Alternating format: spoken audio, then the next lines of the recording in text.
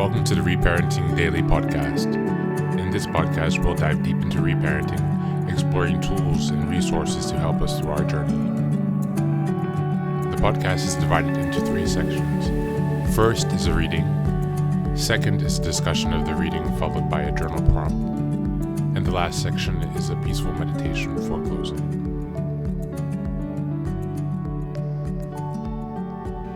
Good morning, good afternoon, and good evening. Thanks for being here from whenever and wherever you're joining us. It's another day of reparenting. Thanks again for taking some time for yourself. Go ahead and be grateful for that. Just acknowledge yourself. It takes a lot of time, a lot of energy, dedication to come back every day and to focus on this journey, but here we are. So today we're going to continue with the erotic mind from that section in chapter 7. Let's see. Yes, so this section is called Turning Against Oneself. Instead of being nurtured and protected by those they depended on for survival, many children are treated with indifference or contempt. All forms of neglect and abuse have similar effects. One of its most devastating subconscious legacies is a tendency for the child to assume that he or she deserves to be treated badly. Such a conclusion is not clearly based on adult logic, yet most children will readily sacrifice their own self-esteem to justify their parents' attitudes and behaviors towards them. More often than not, abused kids interpret their mistreatment as proof that they are fundamentally and irreparably flawed.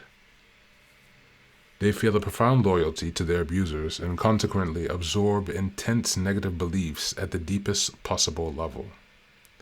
They become harshly self-critical and perfectionistic, forever gathering evidence of their shortcomings. Others are obsessed with winning approval by trying to please everyone. Some become superachievers, but no matter how much they accomplish, the inner conviction of worthlessness holds firm. More than a few are determined to demonstrate, over and over, the accuracy of their negative core beliefs by behaving in ways that invite the very things that have been most hurtful: punishment, rejection, and defeat. The negative core beliefs conflict with the erotic mind's search for validation, the self wanting to express its potential, yet convinced of its worthlessness, is torn by a profound inner struggle. Some people manage this conflict by allowing themselves to thrive in one or two areas while acting out their self-contempt in others. I know some people who were their most self-affirming in the erotic realm. They enjoyed a rewarding sexual life, but deprived themselves of most other satisfactions. Such people are exceptions, however, because eroticism is particularly sensitive to the damaging effects of self-hate. It's not unusual for a person's capacity for enjoyment to break down completely under the crushing weight of his relentless inner conflict. In most cases, self-hate doesn't obliterate one's sexual impulses. Instead, the erotic mind rises to the task of devising indirect routes to self-affirmation. A person's CET can meet this challenge in many ways, but there are 2 fundamental strategies. In the first, the self-hater becomes the master of his or her suffering by actively seeking out and choreographing sexual situations that are ultimately demeaning. The second strategy also creates an illusion of control when the self-hater inflicts on others indignities similar to those he has suffered. The victim becomes the victimizer. In my experience, the CETs driven by self-hate usually combine elements of both strategies in a frantic search for validation. This is the beginning of a story tied to that section. Regina, wounded seductress. With a dull serrated knife, Regina etched across a hatch of jagged cuts on her left arm and wrist. Her roommate found Regina sitting in the kitchen at the table, still holding the knife, with blood oozing in zigzag tails down her fingertips and tears streaming down her face. Doctors at the emergency room said she was lucky. The cuts were superficial. Regina insisted that despite the appearances, she wasn't really trying to kill herself. Yet she was unable to give an alternate explanation for her behavior. Those who knew her were amazed. A 25-year-old college junior with decent grades and active social life and a small circle of close friends, she seemed perfectly normal. But now that enormity of her unspoken distress was out in the open, she was eager for help. The next day, she began individual therapy with me and soon joined a women's group as well. During our first meeting, she stared vacantly into space and spoke in a flat, emotionless voice, not surprisingly considering her ordeal of the previous day. What did surprise me was that she was wearing a see-through blouse, and that and that even in her trance-like state, her posture and movement seems calculated for maximum seductive effect. I learned that Regina's mother, a nurse, who was struggling to put her through college, had caught the first plane to be with her. I also learned that her father had died when she was a little girl, that her mother had remarried when Regina was 4 and had divorced a second husband when Regina was a teenager. What a jerk, was all she would say about her stepfather, but she declared it with a bitter conviction. She was truly dumbfounded by her self-mutilation and had imagined cutting herself, but never thought she'd go through with it. I explained that hurting oneself physically often means of dulling a more severe emotional pain. She nodded and veered off in a different direction. The strange thing is, she said, I've been doing pretty good lately. I'm dating this really nice guy who treats me like a lady, she explained. The most of my boyfriends had wanted me only for sex. Not that I didn't want it too, she added, assuming an even more seductive pose. I was being tested. During our next meeting, I invited her to our session to discuss whatever was important to her, including sexuality. I emphasized that she and I would only meet during scheduled therapy sessions and never have any form of sexual contact. Although immediately she shifted into a more neutral posture, and her eyes allowed to meet mine more comfortably for the first time. A few weeks later, she mentioned, almost in passing, that when she was a girl, her stepfather had fooled around with her.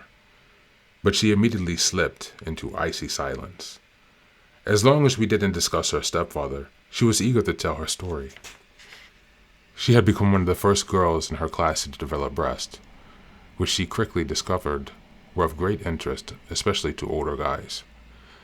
By age 12, she was sexually active. Her specialty was seducing men, which made her feel powerful, desirable, and wanted. Yet she had never loved or felt loved by any of her dozens of lovers. She confessed that being held and caressed meant much more to her than sex, yet most guys she had dated hadn't been very affectionate. Later, she confided to me that intercourse was sometimes painful, and she often tried to avoid it. I get guys off before they have a chance to fuck me, she said. She believed that her discomfort with intercourse was a major reason why so many of the men had rejected her. Fucking is all they care about, she complained, with a deep look of sadness. Sometimes my vagina clamps down so tight it hurts, she explained. But I just can't help it. She was relieved to know that her problem has a name, vaginismus, and it happened to many women. One of the things she appreciated most about her current boyfriend, Bill, was that he seemed to crave affection as much as she.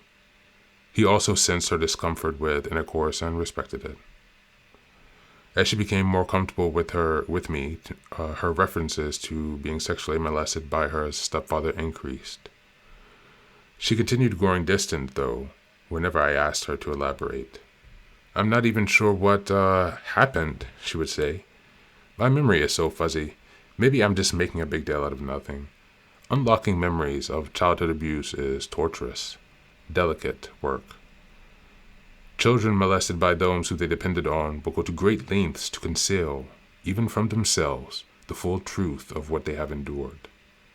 During abusive episodes, boys and girls typically protect themselves by going into a trance-like state called dissociation. Consequently, they aren't fully present during the abuse, which, of course, is a blessing at the moment. As time passes, painful memories are kept in check with an arsenal of defense mechanisms, especially repression, banishing painful memories from consciousness, denial, acting as if it didn't happen, downplaying, minimizing the destructiveness of the experience, or rationalizing, concocting plausible explanation for the abuser's behavior. So much effort goes into not experience the pain. No wonder how unambiguous memories are difficult to grasp. Thank you, and that's the reading for today.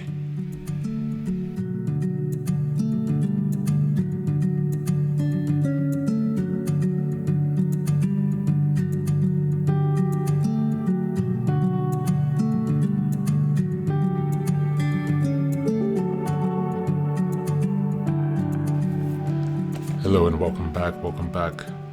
This is a really good reading. I really like this book. I found this a while ago and I've read it about twice. So I definitely do recommend this book as well. It's really well written for those who have experienced sexual abuse in childhood or any other related situations that have led to sexual trauma. I definitely encourage you to seek out this book or some other books similar to this that we'll look at a bit later in the series. Because it really does help for empowering yourself, your sexual self, coming back to your body. It's all coming together. And so we didn't finish this story, and I won't finish this story on the podcast, so I do encourage you to read it. But where this is going, basically, in the reading that we'll check out tomorrow, the last one in this section about were you abused? In this story that we just checked out about Regina, the wounded seductress, so someone where her sexual energy is kind of oozing out of her, but at the same time out of her control in a way, getting her into situations that she doesn't really want to be in, and then showing the resistance that she has to expose or to delve into those memories of the abuse, perhaps even forgetting it or pushing it away in some kind of denial. And so in this section, turning against oneself, often children will take a lot of their blame. They have been emotionally coerced, fear has been put into them, and so many different kind of fucked up things can happen with childhood sexual abuse victims, let alone adult sex abuse victims. And so there are a lot of challenges when you try to go back and to excavate your past and to uncover any abuse. As I mentioned, there are a lot of defenses that try to keep you protected. And I can certify that when you do not have the safety in place and you seek those memories, they can sometimes be overwhelming and cause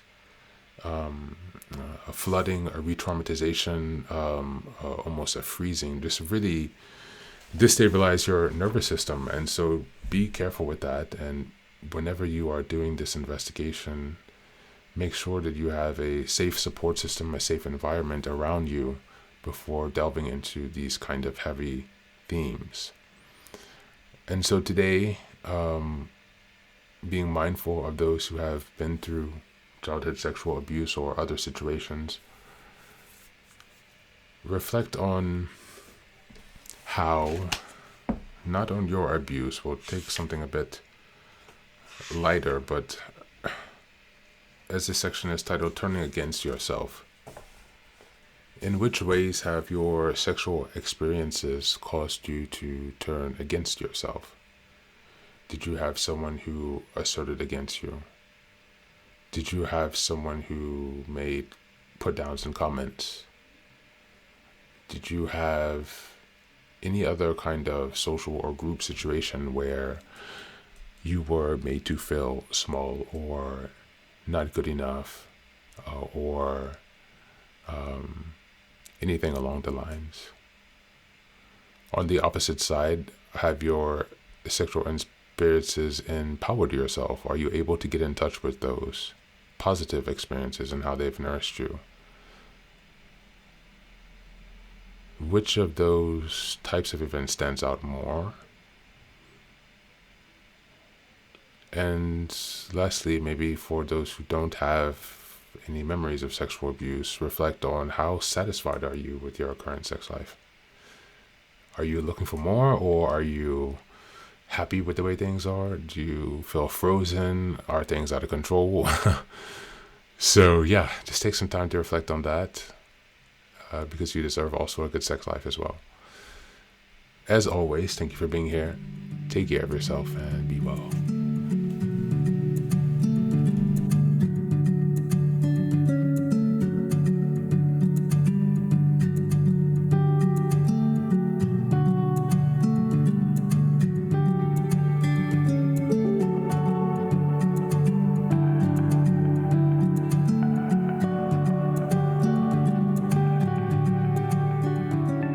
And now, let us move on to the final section, the meditation. This is an unguided meditation. I will simply provide some music and you can take some time to relax. Please feel free to choose a location and a place where you feel safe and where you can be undisturbed for the next 10 minutes.